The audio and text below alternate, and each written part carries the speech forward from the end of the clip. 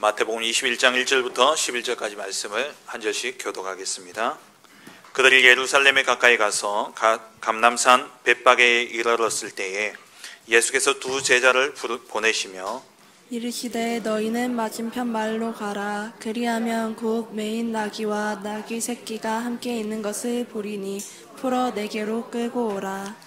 만일 누가 무슨 말을 하거든 주가 쓰시겠다 하라. 그리하면 즉시 보내리라 하시니 이는 선지자를 통하여 하신 말씀을 이루려 하심이라 일렀으되 시온 딸에게 이르기를 내 왕이 내게 임하나니 그는 겸손하여 나귀 곧 멍에 매는 짐승의 새끼를 닫도다 하라 하였느니라. 제자들이 가서 예수께서 명하신 대로 하여 나귀와 나귀 새끼를 끌고 와서 자기들의 겉옷을 그 위에 얹음에 예수께서 그 위에 타시니 무리의 대다수는 그들의 겉옷을 길에 펴고 다른 이들은 나뭇가지를 베어 길에 펴고 앞에서 가고 뒤에서 따르는 무리가 소리 높여 이르되 호산나 다윗의 자손이여 찬송하리로다. 주의 이름으로 오시는 이여 가장 높은 곳에서 호산나 하더라. 예수께서 예루살렘에 들어가시니 온 성이 소동하여 이르되 이는 누구냐 하거늘 함께 읽겠습니다. 무리가 이르되 갈릴리 나사렛에서 나온 선지자 예수라 하니라. 아멘. 함께 우리 축복을 선언하겠습니다. 평안하십시오. 당신은 세계 살릴 선교사입니다. 오직 복음만이 우리를 온전케 합니다. 할렐루야. 아멘.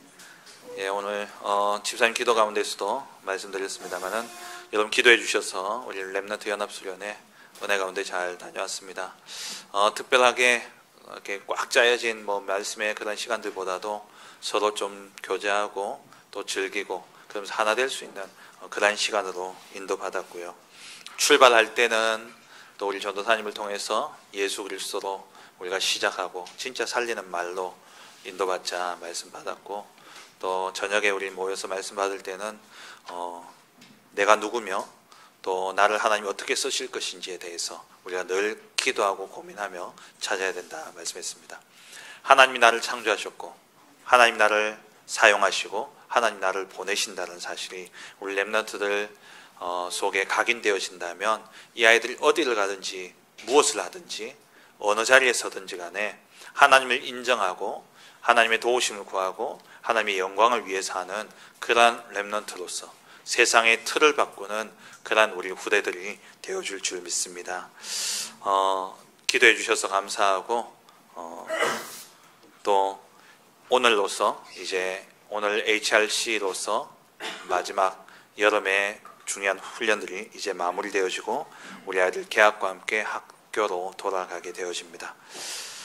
정말 이들이 계속해서 여러분 기도해 주시고 우리 렘넌트들이 정말 영혼 응답의 중심에 서는 그러한 후대들로서 오직 그리스도로 시작하고 범사에 하나님을 인정하는 기도의 삶을 누리는 렘넌트들 될 수 있도록 기도해 주시기 바랍니다. 오늘 주신 본문을 가지고 무지 속에서 외치는 환호와 함성이라는 제목으로 함께 말씀의 은혜를 나누기를 원합니다. 오늘 본문에 예수님께서 이제 예루살렘에 들어가는 그러한 모습이 기록되어져 있습니다. 예루살렘에 예수님이 왕으로서 이제 입성하시는 그러한 모습이죠. 근데 왕이라고 하기에는 너무나 초라한 모습으로 입성을 하고 있습니다. 왕이라 하면 개선장군이라 하면 높은 말을 타고 그리고 앞에 깃발을 휘날리면서 그렇게 입성해야 되는 것이 왕의 모습인데 그에 반해 그리스도는 나귀도 아닌 나귀 새끼를 타고 그리고 백성들이 뿌리는 종려나무 가지를 밟으면서 원래는 융단을 쫙 깔려 레드카펫을 딱 깔려야 되는데 그 나뭇가지를 밟으면서 그렇게 입성하고 계시죠.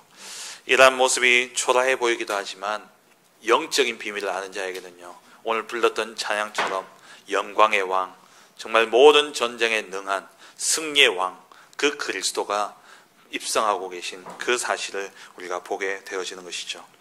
오늘 본문으로부터 이제 시작해서 마태복음 28장까지가 예수님의 마지막 일주일간의 그러한 행적이 기록되어진 내용입니다. 오늘 본문이 예수님이 예루살렘에 들어가는 이 시간은 십자가에 돌아가시기 전 주일입니다. 전 주일날 이제 예수님이 십자가를 지시기 위해서 예루살렘에 들어가시는 그 장면이 오늘 본문의 이 장면이고요. 그래서 이 장면을 우리가 기념하면서 지키는 절기가 종려주일입니다. 부활절 전 주일을 종려주일로 지키게 되어지죠. 예수님이 군중들의 환호를 받으면서 예루살렘에 입성하시게 되어지고, 월요일에는 다음 주에 살펴보겠습니다마는 성전 청소하시는, 성전을 깨끗이 하시고 또 무화과 나무를 저주하는 그 내용이 월요일 이루어진 사건이고요. 그리고 화요일에는 바리새인들을 향하여 책망하시는 그러한 내용이 나오고 있습니다. 수요일에는 예수님의 행적이 기록되어져 있지 않습니다. 대신 가룟 유다가 예수님을 팔기 위해서 은삼십을 받고 예수님을 넘겨줄 계획을 세우는 그 장면이 수요일에 이루어진 사건이고요. 그리고 목요일에는 잘 아시다시피 예수님이 마가 다락방에서 제자들의 발을 씻기고 제자들과 함께 만찬을 즐기시면서, 즐긴다는 표현이 좀 그렇지만 만찬도 아니지만 빵과 포도주를 함께 나누면서 예수님 제자들에게 마지막으로 나는 떠나갈 것이고 너희를 위해서 성령을 보내주실 것이다. 그래서 중요한 가르침을 주시고, 목요일 밤에 겟세마네 동산에 오르셔서 기도하시다가 그 자리에서 잡히시게 되어지죠. 그러면서 금요일 새벽까지 예수님이 이곳저곳 끌려다니시면서 신문을 당하시고 정말 빨리 그 판결이 이루어지고 그리고 사형에 처해지게 되어집니다. 그래서 금요일 오전에 예수님이 십자가를 지시고 골고다 언덕을 오르시고, 그리고 오전 9시에 십자가에 못 박히시고 오후 3시에 돌아가시게 되어지죠. 그리고 토요일에 무덤에 계시다가 그 다음 주일날 부활하시게 되어집니다. 이 일주간의 행적이 21장부터 28장까지 내용으로 기록되어져 있습니다. 그렇다면 오늘 정말 이 본문을 살펴보면서 백성들이 환호하는 이러한 모습들을 보면서 우리 자신을 좀 살펴보고, 내가 생각하는 그리스도는 누군가, 내가 기대하고 내가 바라고 내가 소원하는 그 그리스도는 어떤 분이신가 생각하면서 오늘도 참된 그리스도를 만나는 그런 복된 은혜의 시간이 되시길 주의 이름으로 축원합니다. 첫 번째입니다. 예수님께서 오신 이유입니다. 예수님이 이 땅에 오셨습니다. 왜 오셨냐? 먼저는 말씀의 성취를 위해서 예수님이 이 땅에 오신 것이죠. 예수님의 모든 행적 하나하나가 그냥 즉흥적으로 이루어지고, 살다 보니까 환경과 상황 따라서 그렇게 끌려가면서, 우리의 인생은 그렇잖아요. 끌려가면서 이루어진 그러한 행적이 아니라 완벽한 예언의 성취라는 사실입니다. 말씀의 성취라는 거예요. 오늘 본문에도 예수님이 벳바게에 이르렀을 때에 제자 2명을 보냅니다. 저 맞은편 동네에 가서 나귀 한 마리가, 나귀와 나귀 새끼가 매여 있는 것을 볼 텐데, 거기에 가서 주인에게 주께 나귀를 달라 해라 이야기하죠. 끌고 오라. 누가 무슨 말 하거든 주께서 쓰시겠다 하라 이야기하라 그래요. 그래서 이 제자들이 갔더니만 진짜 묻는 겁니다, 사람들이. 그래서 주께서 쓰시겠다라고 하니까 이 사람이 나귀를 내어주죠. 근데 이것이 그냥 이루어진 게 아니라는 거예요. 오늘 본문에 나옵니다만 5절 말씀에 기억해 보시면 스가랴 9장 9절의 말씀이 그대로 성취되어진 겁니다. 스가랴 9장 9절에 시온에 따라 크게 기뻐할지어다. 예루살렘에 따라 즐거이 부를지어다. 보라, 내 왕이 내게 임하시나니 그는 공의로우시며 구원을 베푸시며 겸손하여서 나귀를 타시나니 나귀의 작은 것 곧 나귀 새끼니라. 이 말씀을 성취하시기 위해서 예수님께서 제자 2명을 보내셔서 나귀를 끌고 오게 하신 거예요. 근데 이 말씀의 성취를 하나님이 다 준비해 놓으신 겁니다. 하나님이 다 예배해 놓으신 거예요. 무슨 말이냐? 하나님의 절대적인 주권 속에서 하나님의 말씀이 이루어져 가고 있다는 사실이에요. 저와 여러분 신앙생활 속에서 꼭 기억해야 됩니다. 하나님의 절대적인 주권 속에, 하나님의 완전한 계획 속에 우리가 살아가는데, 그 삶은 곧 어떤 삶이냐? 말씀의 성취 속에 사는 삶이라는 겁니다. 예수님의 인생을 보면은 모두 다 말씀의 성취였어요.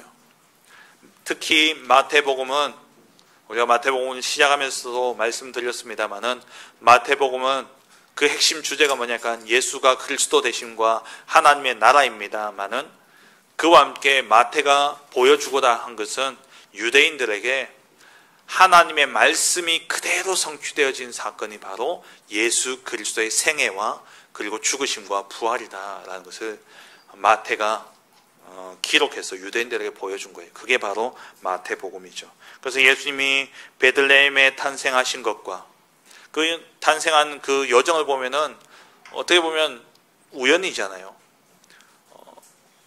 그 황제가 헤롯이 호적을 정리하기 위해서 모든 사람 고향으로 돌아가서 호적을 정리해라. 그래가지고 그 명령을 받아서 이 요셉이 아내 만삭인 마리아를 데리고 이 고향을 찾아가는 길입니다. 그 가는 중에 갑자기 배에 이제 신호가 온 거죠. 아이가 나올 위기가 닥친 거예요. 그래서 찾은 집이 아무도 집을 내어주지 않는 겁니다. 왜? 사람들이 몰리니까. 다 이렇게 고향으로 다 외지 사람들이 고향으로 몰려드니까 잘 데가 없잖아요. 그러니까 집을 구해도 구할 수가 없는 겁니다. 그러던 중에 너무 급하니까 안 돼 보이니까 그 주인이 그러면 저기 안 쓰는 마구간이 있는데 저기라도 써라. 이래가지고 간 거예요. 우리가 보기엔 우연이잖아요. 근데 그렇게 해서 말구유에 태어나셨는데 그 모든 게 하나님은 완벽한 시간표 속에 완벽한 계획이었다라는 겁니다. 헤롯이 또 어떻게 합니까? 예수님이 유대의 왕이 태어났다는 이야기를 듣고 자기 왕권에 대한 두려움을 느껴가지고 그 왕을 죽여야 되겠다. 그래서 어린아이를 학살하는데 그때 주의 천사가 아버지 요셉에게 현몽해가지고 꿈에 나타나서 애굽으로 빨리 도망가라. 그 애굽으로 피난 가죠. 애굽으로 피난 갔다가 나중에 또 천사가 나타나서 이제 왕이 죽었으니까 돌아가라 그래요. 그래서 이제 돌아와서 오는 길에 어디에서요? 나사렛에서 자라게 됩니다. 이것 또한 다 예언되어진 거예요. 하나하나 모든 것이 하나님의 말씀의 성취로 이루어진 겁니다. 그럼 예수님의 생애는 예수님이 왜 오셨고 예수님의 생애는 무엇이냐? 바로 말씀의 성취다라는 것이죠. 그래서 사도 요한은 이 예수님이 말씀의 성취의 삶을 사셨기 때문에 요한은 뭐라고 이야기했냐? 예수님이 곧 말씀이시다라고 이야기한 겁니다. 요한복음 1장 1절에 태초에 말씀이 계시니라. 이 말씀이 하나님과 함께 계셨으니 이 말씀은 곧 하나님이시라. 말씀이 곧 하나님이라 말씀하셨죠. 이 말씀이 육신이 되어 이 땅에 오신 겁니다. 그래서 요한복음 1장 14절에 말씀이 육신이 되어 우리 가운데 거하심에 우리가 그 영광을 보니 아버지의 독생자의 영광이요 은혜와 진리가 충만하더라 그랬죠. 예수님이 곧 말씀이시고 말씀이신 이분이 육신이 되어 오셨습니다. 그분이 바로 그리스도가 되신 것이죠. 그 다음에 이 예수님은 어떤 말씀을 성취하셨다는 말입니까?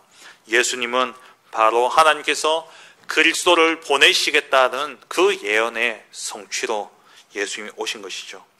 예수님의 예루살렘 입성은 곧 그리스도로 오신 예수님의 사역의 완성을 위한 그러한 사건인 겁니다. 창세기 3장 15절에 여자의 후손이 와서 뱀의 머리를 상하게 하겠다 하나님이 말씀 주셨죠. 이 여자의 후손이 곧 누굽니까? 바로 그리스도시죠. 그래서 예수님이 그리스도로서 오시되 여자의 후손으로 오셔야 되기 때문에 마리아의 몸에 성령으로 잉태되어 이 땅에 오신 것입니다. 여자의 후손으로 오신 그리스도, 곧 왕 되신 그리스도를 의미하죠. 그래서 이 왕 되신 그리스도가 이제 예루살렘 성을 향하여서 나아가는 그 장면이 바로 오늘 본문의 모습인 것이죠. 예수님은 비록 나귀를 타셨지만 그분은 모든 이 무너진 예루살렘을 회복할 왕이시고 그리고 온 세상을 회복할 참된 왕으로서 겸손하고 평화로운 모습으로 예수님이 입성하신 것입니다.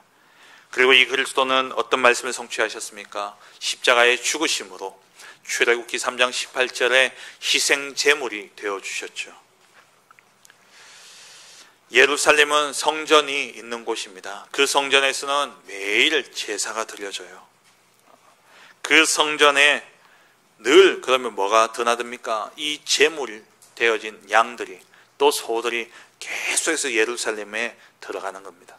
그 모습처럼 예수님께서 유월절 어린 양으로서 세상 죄를 지고 가는 어린 양으로서 예루살렘에 들어가신 거예요. 우리의 죄를 대속하시기 위해서 십자가의 죽으심으로 우리의 모든 죄를 대속하기 위해서 예수님이 그 성에 들어가신 겁니다. 그때가 언제입니까? 유월절 전주예요. 한창 사람들이 이제 몰리기 시작하는 그런 시간입니다. 유월절에 역사학자들이 이야기하기를 유월절에 잡은 양의 숫자가 얼마나 되냐? 25만 마리나 된다고 해요. 그래서 그때 되면요, 피비린내가 예루살렘에 왕동을 합니다. 그때에 그 25만 마리의 양이 들어가서 그 성에 들어가서 거기서 희생제물이 되어지듯이 그와 함께 그리스도가 모든 죄를 대속할 우리의 죄를 지신 어린 양 되신 그리스도가 그곳에 들어가는 장면, 그 장면이 바로 오늘 본문의 장면인 것입니다. 그리고 그리스도는 누굽니까? 선지자죠. 왕으로 오셨고, 그리고 제사장으로 오셨고, 그리고 참된 선지자로 이 땅에 오셔서 그리스도가 백성의 죄를 깨우치고, 그리고 그 죄를 회개함으로써 하나님 앞에 나오도록 길을 여는 그 선지자의 역할을 감당하신 분이 바로 그리스도십니다. 예수가 그리스도라는 사실, 그 그리스도의 오심에 대한 예언을 성취하기 위해서 예수님이 오늘 예루살렘 성으로 들어가고 계신 것입니다. 그리고 그 그리스도는 우리를 구원하시기 위해서 오신 것이죠. 먼저는 말씀을 성취하기 위해서 오셨고, 그리고 그리스도가 왜 오셨냐? 우리를 구원하시기 위해서 오신 것입니다. 말씀 그대로. 그래서 예수의 이름이 뭡니까? 그 예수의 이름의 뜻이 이는 그가 자기 백성을 그들의 죄에서 구원할 자이십니다. 구원자로 오신 분이 바로 예수님이시죠.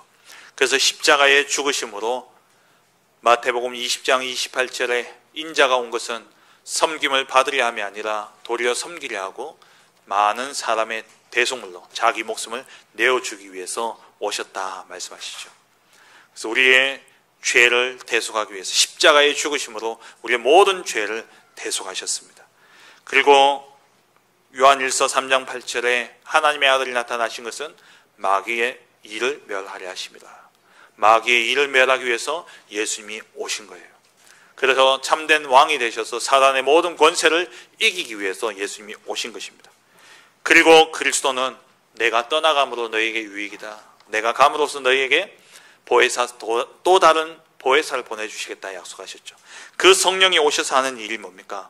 요한복음 16장 8절에 그가 와서, 성령이 와서 죄에 대하여, 의에 대하여, 심판에 대하여 세상을 책망하시리라. 이 말은 뭐냐? 성령이 오시면 우리 각 사람에게 우리가 죄인임을, 우리의 죄를 깨닫게 함으로써 의를 향하여 나아갈 수 있도록, 그래서 심판을 면할 그러한 의인으로 삼기 위해서 성령이 오신다라는 겁니다. 예수님이 떠나가시고 승천하시고 우리에게 성령을 보내심으로써 그 성령의 역사로 우리가 죄인임을 깨닫게 되어지고 그리스도를 마음의 구주로 믿게 되어지는 것이죠. 이 모든 역사가 누구를 통해서요? 그리스도를 통해서 이루어진 것입니다. 그래서 예수님이 왜 오셨냐? 하나님의 말씀을 성취하기 위해서 오셨고, 그리고 그와 함께 우리를 구원하실 구원자로 이 땅에 오신 것입니다. 그래서 오늘 본문에 이들이 호산나라고 외치고 있는 것이죠. 그런데 안타깝게도 이들은 그 의미를 모르고 있다는 거예요. 예수님을 향해서 환호하고 예수님을 향하여 함성을 지르지만 이들은 예수님이 누군지를 모르고 있다는 겁니다. 그래서 두 번째로 의미를 모르는 무리들의 환호와 함성이죠. 이 무리들은 오늘 본문에 9절에 무리가 소리를 높여 이르되 호산나 다윗의 자손이여 찬송하리로다. 주의 이름으로 오시는 이여 가장 높은 곳에서 호산나 하더라. 이 호산나라는 이 말은 시편 118편 25절에서 26절에 나오는 여기에서 나온 말씀입니다. 여호와여 구하옵나니 이제 구원하소서. 여호와여 우리가 구하옵나니 이제 형통하게 하소서. 그러니까 이들의 절망 가운데, 이들의 저주와 재앙 가운데, 소망이 없는 그 가운데서 여호와여 우리를 구원하옵소서 하는 그 의미를 담은 단어가 바로 호산나라는 단어예요. 호시아나라는 그런 원어로 호시아나인데요. 이 호시아나가 뭐냐니까 우리를 구하소서라는 말입니다. 우리를 구원하소서. 그러니까 그래서 이 말은 이 시편 118편 25절 26절에서 인용된 말로서 절기 때마다 그 예루살렘을 향하여서 가는 순례자들이 외치는 말이에요. 부르던 환호였습니다. 호산나 호산나 우리를 구원하소서 우리를 구하소서. 그런 간구였는데 이것이 시간이 지나면서 하나님을 향한 구원의 간구가 바뀌어져서 그냥 찬송하리로다라는 이러한 환호와 찬양의 의미로 바뀌어진 거예요.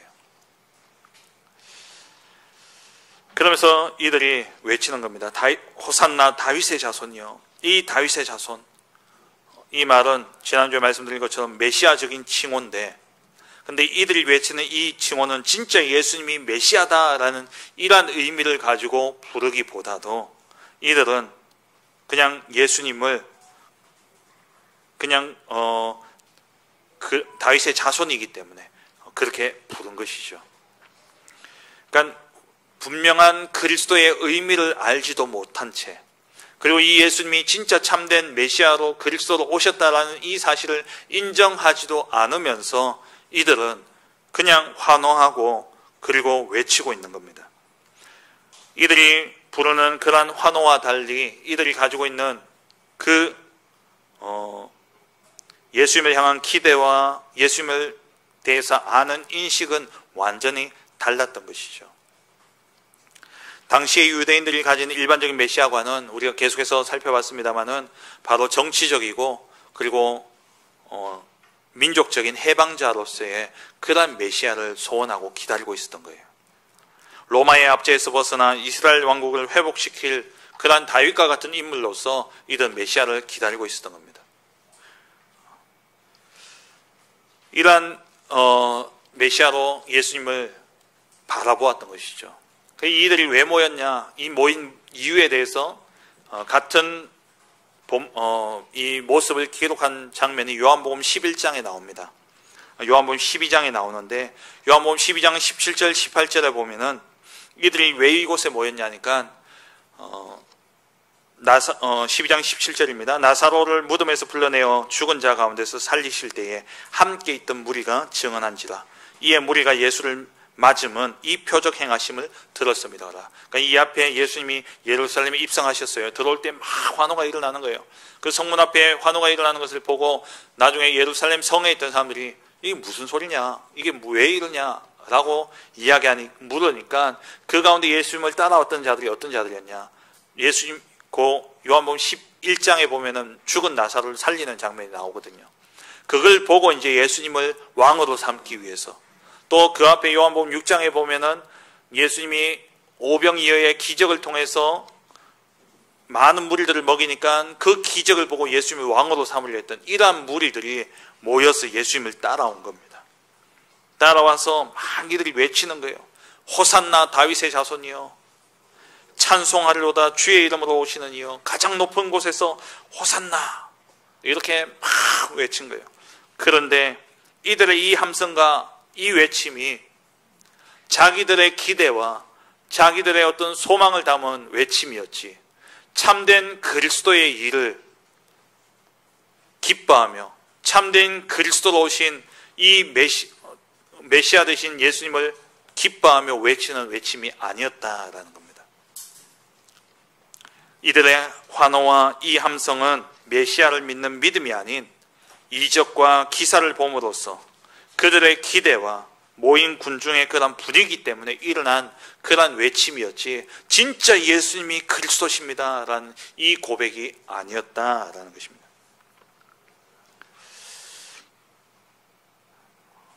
이들은요, 이렇게 외쳤던 이들은요, 놀랍게도 5일 뒤에 예수님을 죽이는 자리에서 똑같은 함성으로, 똑같은 크기의 함성으로 외칩니다. 예수를 죽이라고, 예수를 십자가에 못 박으라고 이들은 외쳐요. 예수님을 향하여 찬송하리로다, 호산나 다윗의 자손이여, 그렇게 외치던 이 군중들이 채 일주일도 지나지 않아서 이들은 예수님을 십자가에 못 박으라고, 그 강한, 그 아주 악한 강도 바라바를 내어주기보다 저 예수를 십자가에 못 박고 바라바를 차라리 내달라고 그렇게 외치는 그런 군중으로 바뀌어진 거예요. 그렇다면 이들은 뭡니까? 왜 모였는지, 왜 부르시는지 알지도 모르는 겁니다. 왜 예수를 향해서 이렇게 환호하는지 이들은 몰라요. 오늘 본문에도 기록하고 있잖아요. 10절에 예수께서 예루살렘에 들어가시니 온 성이 소동하여 이르되 이 사람이 누구냐라고 묻는데 거기에 대한 대답이 뭡니까? 마태는 이렇게 기록했어요. 갈릴리 나사렛에서 나온 선지자 예수다. 요한은 어떻게 기록했습니까? 저 죽은 자를 살리신 자다. 이렇게 이야기했는 거죠. 그러니까 이들이 예수님에 대해서 정확하게 알지 못한 채 이들은 어떻게 하냐? 예수님을 향해서 환호하고 예수님을 향해서 함성을 지르는 이러한 자들이었다라는 겁니다. 그렇다면 세 번째로 저와 여러분들은 어떻습니까? 나는 정말 그리스도를 바르게 알고 그리스도를 부르고 있습니까?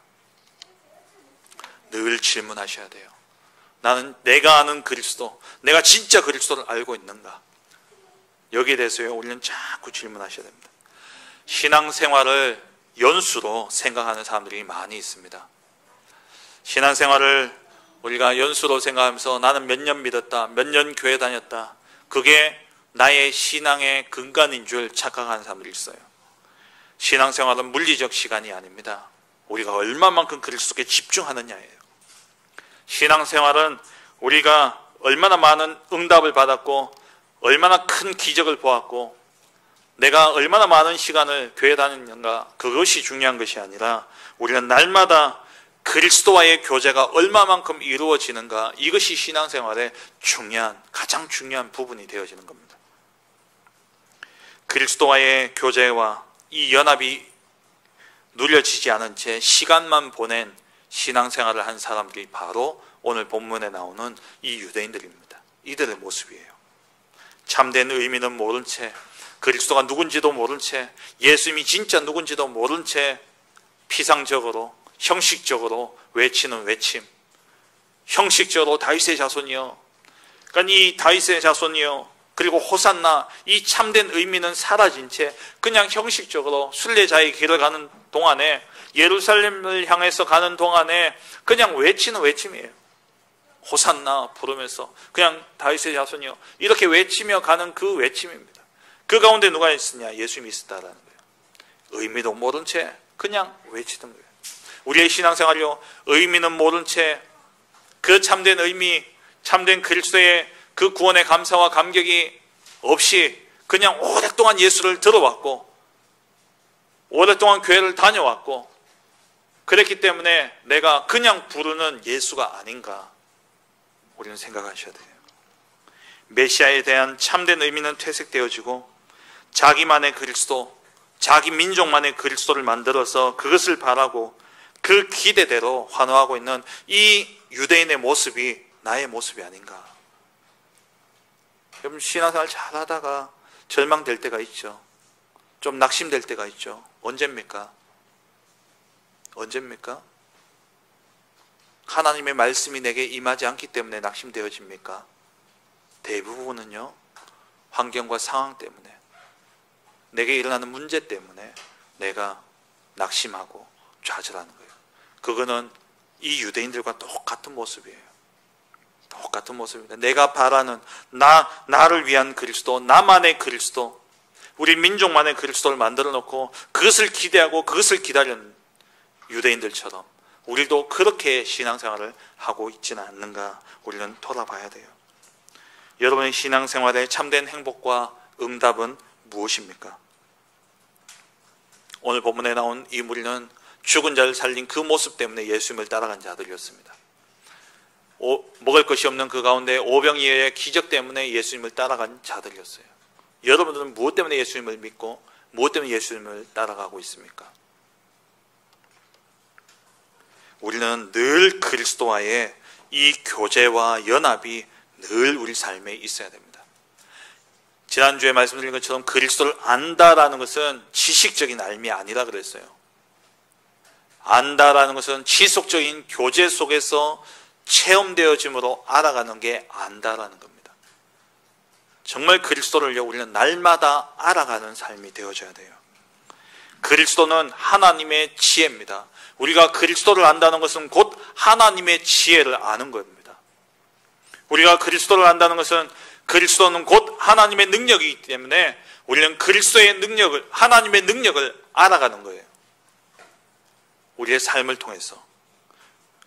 그리스도는 하나님의 형상입니다. 그래서 우리가 그리스도를 안다는 것은 하나님을 알아가는 거예요.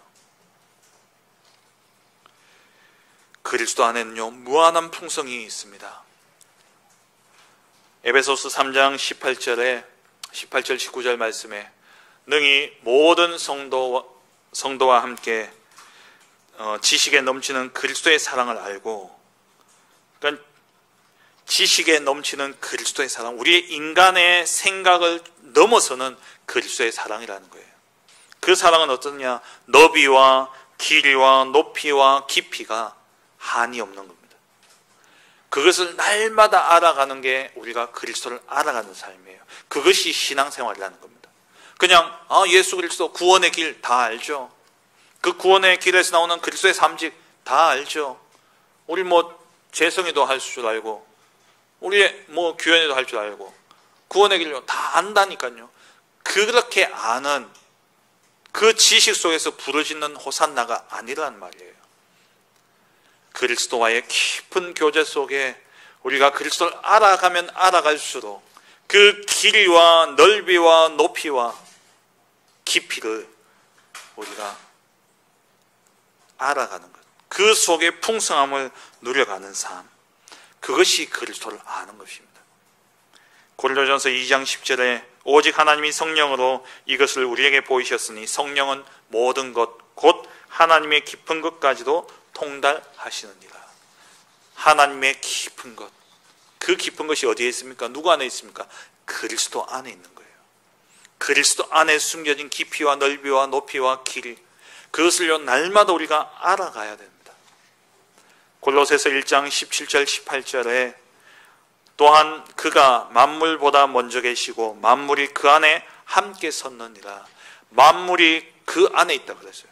이 세상 모든 어떤 원리와 이론, 삶의 모든 방식이 누구 안에 있냐? 세상에 있는 것이 아니라 그리스도 안에 있다는 겁니다. 그는 몸인 교회의 머리라. 그가 근본이시요 죽은 자들 가운데서 먼저 나신 이시니 이는 친히 만물의 으뜸이 되려 하시며, 만물의 으뜸이 되신 그리스도, 이 그리스도를 우리는 날마다 알고 날마다 알아가고 날마다 그리스도와 교제하고 거기에서 누림이 되어져야 되는 겁니다. 이 시간이 없이 30년을 예수 믿었다? 유대인들과 똑같은 거예요. 결국 그들이 바라는 기도, 그들이 원하는 모든 바람은, 기대는 뭐냐? 다 나를 위한 것, 육신을 위한 것, 성공을 위한 것, 그것만 남아있는 겁니다. 우리가 날마다 그리스도와의 교제와 연합이 이루어지지 않는다면 우리는요 늘 신앙생활을 연수와 상관없이 똑같은 모습일 수밖에 없습니다. 피상적이고 형식적인 예배만 드리고 있는 거예요. 만약에 지난 한 주간 동안 진짜 그리스도를 깊이 누리고 정말 그리스도의 그 넓이와 높이와 길이와 그 높음을 내가 누리다 이 예배에 오신 분들은요 예배가 달라요. 진짜 속에서는요 호산나 다윗의 자손이요 찬송하리로다 이러면서요 주님을 향해서 기쁜 찬양과 감격이 넘칠 겁니다. 이게 날마다 이루어져야 돼요. 그럼 어떻게 우리가 날마다 그리스도와의 교제를 누립니까? 다른 게 아니죠. 말씀을 통해서 누리는 거예요. 먼저는 말씀을 통해서 우리가 누리는 겁니다. 왜? 그리스도가 바로 말씀의 성취자시기 때문에. 우리는요, 말씀을 통해 그리스도를 누려가는 거예요. 한 주간의 삶의 현장 속에서 여러분 지나간 한 주간 동안에 어떤 문제가 있었습니까? 어떤 갈등이 있었습니까? 그거 가지고 지난주 강단 말씀 다시 한번 보시라니까요. 말씀 속에 답이 다 있어요. 하나같이 말씀 잊어버리고 살아가니까 다 뒤집어지고 문제 되고 난 다음에 우사당하고 부끄러움 당하고 난 다음에 그제야 이제 깨닫고 돌아오는, 그게 매일 반복되는 삶이에요. 그게 이스라엘의 7번의 재앙의 삶입니다. 노예되고 포로되고 속국되고 아수르에 의해서 멸망당하고 맨날 쥐 터지고 난 다음에 부끄럽게 나오는 거예요. 그래서 우리는요, 평상시에 늘 뭐예요? 말씀 붙잡고 가야 돼요. 제발 환경과 상황과 현실에 지지 마세요. 말씀으로 이기세요. 말씀이 없는 게 아니라 있는데도 불구하고 환경 문제 딱 당하면요, 거기에 져버린다니까요. 말씀이고 나발이고 제쳐놓고 감정 따라 가버리는 거예요. 상황 따라 가버리는 거예요. 말씀에 잡혀야 돼요. 말씀에 완전히 사로잡혀야 됩니다. 왜? 그리스도는 말씀이시기 때문에. 우리는 말씀으로 누려가는 겁니다. 그리고 또 무엇으로 우리를 누립니까? 우리에게 일어나는 모든 상황과 문제 속에서 그리스도를 누리면 돼요. 문제가 일어난다. 상황이 바뀌고 또 어떤 위기나 갈등이 일어난다. 그때 우리는요, 모든 문제 해결자 다 이루었다. 그리스도를 누리는 거예요. 그때는요, 진짜 그리스도이심을 확인하는 시간입니다. 쥐 터지고 그러는 게 아니라 문제 딱 당하면 그래, 그리스도께서 다 이루셨다. 그 다 이루신 것을 그 문제로 확인하는 시간이에요. 매일매일 삶 속에서 정말 말씀 붙잡고 우리가 가고요.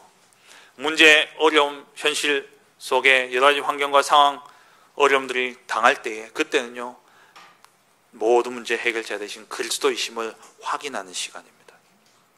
확인하는 시간. 이러한 누림과 교제가 지속되어지는 삶, 그 삶이 올바른 신앙생활이라는 거예요. 날마다 이 그리스도를 누리게 될 때에 그제서 나오는 함성, 환호, 호산나 다윗의 자손이여, 찬송하리로다 주의 이름으로 오시는 이여, 가장 높은 곳에서 호산나 외치는 그 기쁨의 삶, 그 삶이 어디서요? 날마다 말씀 속에서, 날마다 문제와 사건과 일들 속에서 정말 예수가 그리스도가 맞구나 확인되어지게 될 때에 우리 속에 참된 기쁨의 함성으로 호산나 나오게 되어지는 겁니다. 말씀 맺겠습니다. 유대인들의 이 환호와 함성은 그냥 늘 매 절기 때마다 올라올 때 외치는 외침 가운데 하나였습니다. 그런 가운데 더욱더 열심히 열성적으로 외쳤던 이유는 무엇이냐? 예수님이 죽은 자를 살렸기 때문에. 이들의 외침이 왜 이렇게 열성적이었냐? 자기들이 바라는 그 메시아가 아닐까라는 기대를 가질 정도로 예수님이 많은 기적과 그 이적들을 체험했기 때문에 이들이 그렇게 예수님을 생각했던 것이죠. 이 예루살렘에 유월절이 되면요, 한 200만 명 가량 되는 사람들이 모인다고 합니다. 이들이 나와서 함성을 지르는 거예요. 다윗의 자손이여, 호산나.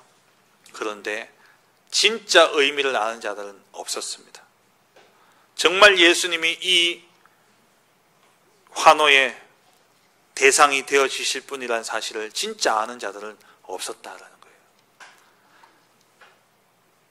우리의 삶이 진짜 신앙생활 속에서 예수가 그리스도이심을 말씀으로 날마다 확인하고, 문제 속에서, 사건 속에서, 일 속에서 진짜 예수가 그리스도 모든 문제 해결자가 맞구나, 다 이루신 분이 맞구나 확인되어짐으로 말미암아 피상적이고 형식적인 외침과 기도가 아니라 우리 안에 참된 감사와 감격과 기쁨을 가지고 진짜 하나님을 향하여 외치는 그러한 우리 모든 사랑하는 성도님들 되어주시길 주의 이름으로 축원합니다.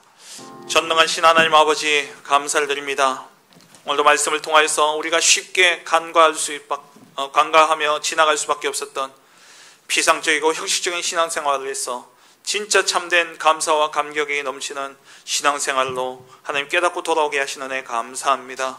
우리가 날마다 예수 이름을 부르짖고 날마다 우리가 예수 이름으로 기도하고 날마다 우리가 예수 이름을 찬양하고 하나님 앞에 나와 예배하지만 이것이 형식적인 것이 아닌가 우리가 돌아보며 이번 한 주간 동안 정말 말씀 속에서 예수가 그리스도 되심을 확인하고 누리며 또 문제와 사건과 일들 속에서 예수가 모든 문제 해결자 되심을 정말 문제 속에서 확인하는 가운데 진짜 우리의 왕은 그리스도밖에 없구나.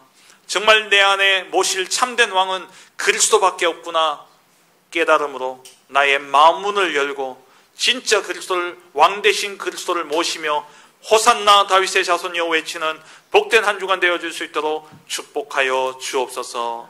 감사드리며 예수 그리스도의 이름으로 기도합니다. 아멘.